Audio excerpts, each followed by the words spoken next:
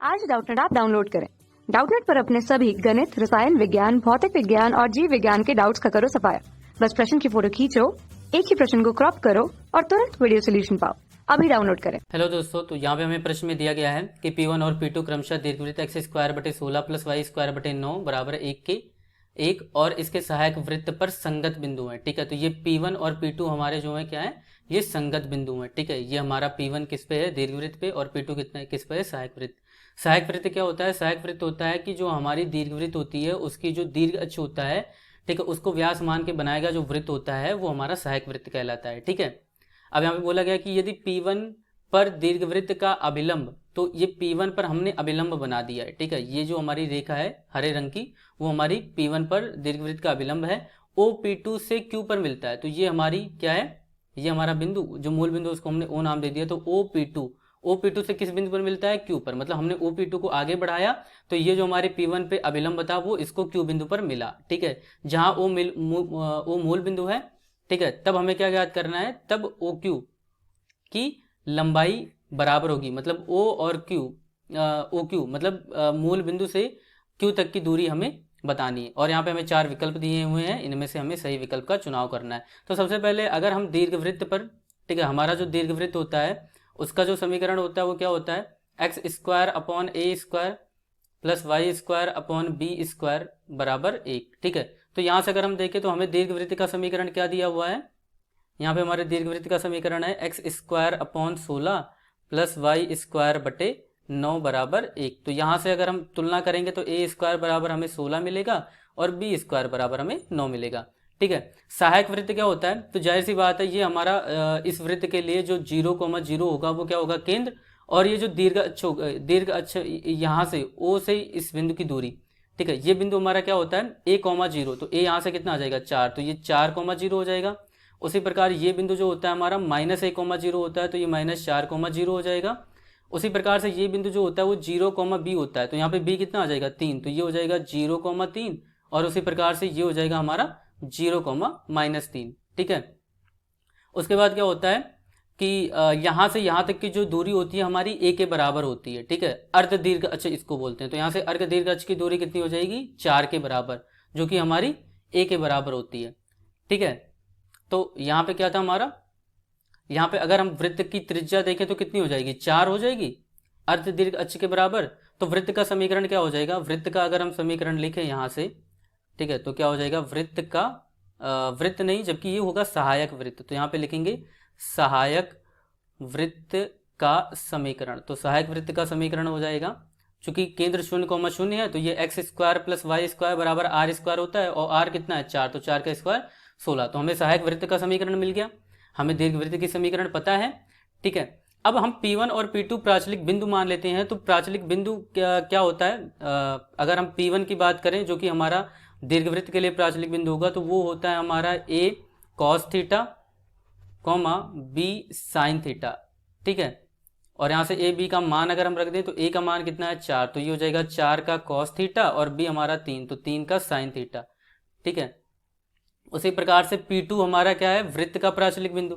तो वृत्त पर अगर हम प्राचलिक बिंदु माने तो वो होता है हमारा a का cos थीटा, a का sin थीटा। ये हमारे वृत्त के लिए प्राचलिक बिंदु होता है। तो यहाँ से अगर हम a का मान रख दें तो ये हो जाएगा 4 cos थीटा, 4 का sin थीटा। ठीक है, तो अब हमें क्या करना है कि अगर जो हमारा दीर्घवृत्त होता है उसका जो प्राचलिक रूप होता है अभिलंब का, तो यहाँ पे लिखेंगे अभिलंब के प्राचलिक रूप का, अभिलंब के प्राचलिक रूप का समीकरण, तो अभिलंब के प्राचलिक रूप का समीकरण क्या होता है, वो होता है हमारा ax sec theta minus by cosec theta बराबर a² - b²। तो चलिए मान रख देते हैं सबका, तो हमें मिल जाएगा। तो a का मान है 4, तो ये हो जाएगा 4x sec थीटा, ठीक है, माइनस b का मान कितना है, 3, तो ये हो जाएगा 3y cosec थीटा बराबर a² जिस 16 था माइनस b² 9 था, तो ये कितना हो जाएगा हमारा, ये आ जाएगा 7। ठीक है, इसको हम समीकरण 1 नाम बोल देते हैं। ये हमारा अभिलंब का समीकरण आया है, और यहाँ पे अभिलंब हमारा क्या था, P1Q, ये हमारा अभिलंब था। उसी प्रकार अब हमें OP2 की समीकरण निकालनी है। तो कैसे निकालेंगे, तो यहाँ पे लिखेंगे OP2 का समीकरण, OP2 का समीकरण। चूंकि मूल बिंदु से जाने वाली रेखा का समीकरण क्या होता है, y बराबर mx होता है। तो यहाँ पे हमें m निकालना है। तो m कैसे निकालेंगे, m का जो सूत्र होता है हमारी प्रवणता का, वो सूत्र यहाँ पे मैं लिख देता हूँ। ये होता है हमारा y2 माइनस y1 बटे x2 माइनस x1। ठीक है, ये सूत्र होता है। इस सूत्र का अगर हम उपयोग करें तो यहाँ पे हमें P2 बिंदु पता है। ठीक है, तो यहाँ पे क्या हो जाएगा हमारा P2 बिंदु, यहाँ से देखते हैं हमें कितना पता है, ये 4 cos थीटा और 4 sin थीटा। तो ये हमारा किसका काम करेगा, y2, और ये हमारा x2, और x1 y1 का काम मूल बिंदु 0,0 करेगा। तो मतलब 4 sin थीटा माइनस 0 बटे 4 cos थीटा माइनस 0। तो m कितना आ जाएगा हमारा, ये आ जाएगा 4 का cos थीटा 4 का sin थीटा 4 का sin थीटा बटे 4 का cos थीटा। तो यहाँ से अगर हम देखेंगे तो m हमें मिल जाएगा tan थीटा। ठीक है, तो चलिए मान रख देते हैं। तो ये हमारा जो समीकरण आ जाएगा y बराबर tan थीटा इंटू एक्स। ये हमारी किस रेखा के समीकरण आ गई, OP2 की। इसको समीकरण 2 मान लेते हैं।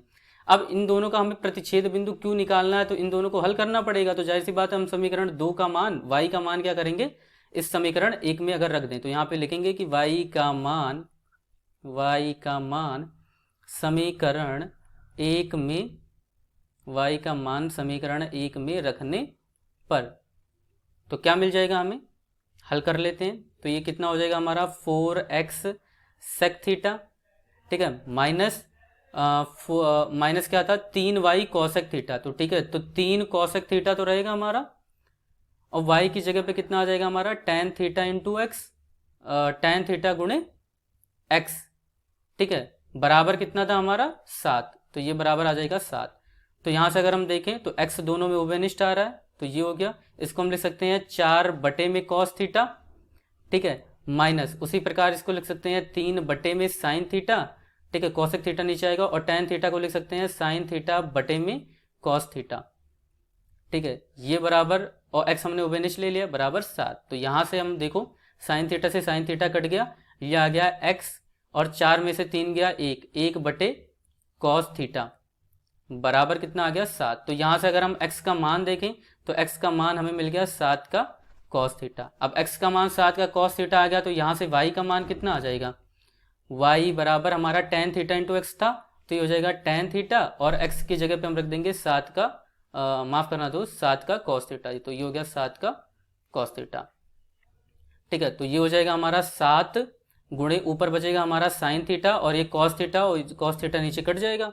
ठीक है, तो ये y बराबर हमारा 7 का sin थीटा आ गया। तो यहाँ से अगर हम x, y जो कि हमारा प्रतिच्छेद बिंदु है Q का, वो कितना आ गया, ये आ गया हमारा 7 का cos थीटा, 7 का sin थीटा। ठीक है, अब हमें OQ दूरी निकालनी थी, कौन सी, OQ। और हमें O पता है मूल बिंदु है, तो OQ दूरी कैसे आएगी हमारी, हमें पता है O के निर्देशांक कितना है 0,0। तो दो बिंदुओं के बीच की दूरी का जो सूत्र होता है वो क्या होता है, तो यहाँ पे लिखेंगे OQ बराबर अंडर रूट, ये होता है हमारा y1 माइनस y2 का whole square plus x1 minus x2 का होल स्क्वायर। तो यहाँ से सबका अगर हम मान रख दें, इसमें y1 y2 x1 x2 किसी को भी मान सकते हैं। तो ये आ जाएगा अंडर रूट हमारा 7 सते 49 कॉस स्क्वायर थीटा प्लस 7 सते 49 साइन स्क्वायर थीटा। तो कॉस स्क्वायर थीटा और साइन स्क्वायर थीटा हमारा एक हो जाएगा, 49 कॉमन आ जाएगा, तो ये हो जाएगा अंडर रूट 49, और अंडर रूट 49 बराबर हम कह लिख सकते हैं 7। तो ये दूरी कितनी आ जाएगी हमारी 7। तो इस प्रकार से अगर हम देखें तो विकल्प 4 हमारा सही उत्तर होगा। Thank you. कक्षा 6 से 12वीं से लेकर नीट, IIT, JEE वो एडवांस के लेवल तक 1 करोड़ से ज्यादा छात्रों का भरोसा। आज ही डाउनलोड करें डाउटनेट ऐप या व्हाट्सएप करें अपने सारे डाउट्स 8400 400 400 पर।